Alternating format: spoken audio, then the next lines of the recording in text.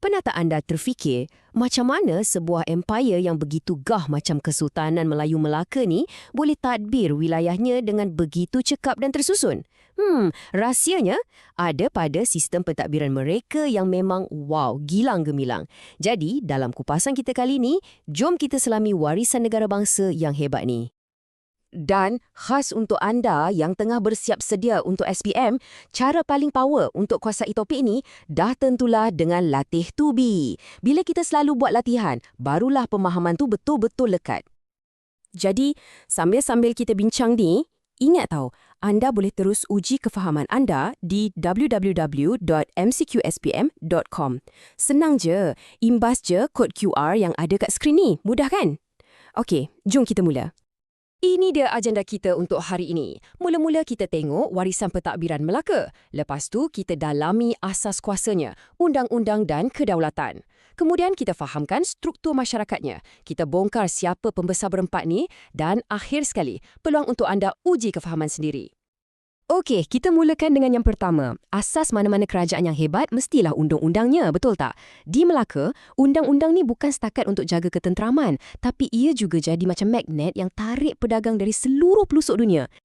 Dan kat sinilah kita nampak betapa bijaknya pentadbiran Melaka.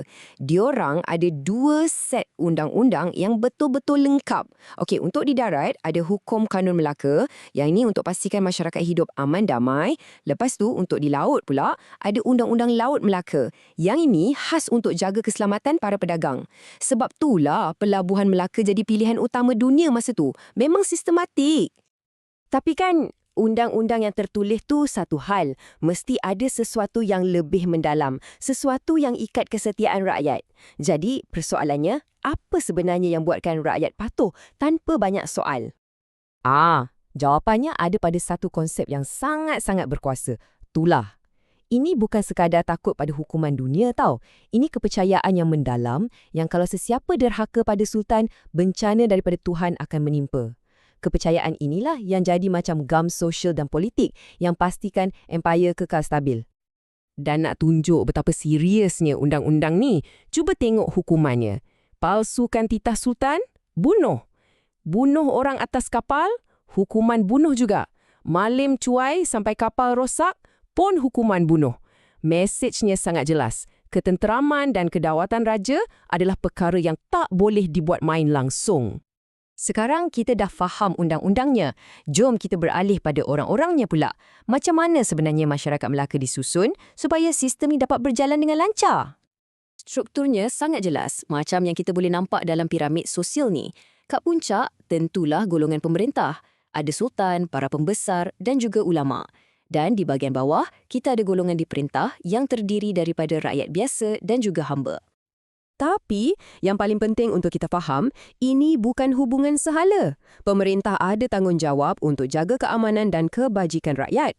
Sebagai balasan, rakyat pula akan bagi taat setia yang tak berbelah bahagi dan menyumbang tenaga. Kiranya macam satu perjanjian sosial yang mengikat semua orang.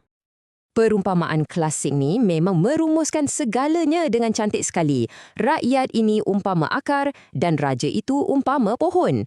Pohon takkan boleh berdiri megah tanpa akar yang kuat dan akar pula perlukan naungan pohon untuk terus hidup. Satu hubungan simbiosis yang jadi teras kekuatan Kesultanan Melayu Melaka. Nampak tak? Hubungan simbiosis macam inilah yang jadi kunci kekuatan Empayar Melaka. Oh ya, kalau anda rasa perkongsian ni bermanfaat, apa kata anda tinggalkan satu like? Dan jangan lupa subscribe sekali supaya anda tak terlepas kupasan kita yang akan datang. Senang je kan?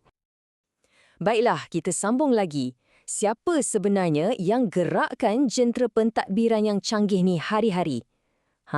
Jawapannya ada pada sistem pembesar 4 lipatan. Mereka ni bukan sekadar menteri biasa tau. Inilah enjin yang pacu empayar. Bayangkan, bendahara ni macam Perdana Menteri. Penghulu bendahari pula macam Menteri Keuangan kita. Temenggung, dia ketua polis yang jaga Bandar Melaka. Dan Laksamana, dialah Panglima Laut yang pastikan semua laluan perdagangan selamat. Mantap kan? Kuasa mereka ni pun bukan calang-calang. Sultan akan bagi mereka kawasan pegangan untuk ditadbir. Jadi, mereka lah orang tengah antara istana dengan rakyat, mereka lah yang kutip cukai dan hasil dan mereka dibantu pula oleh pegawai-pegawai penting macam Syah Bandar yang uruskan hal ehwal pelabuhan.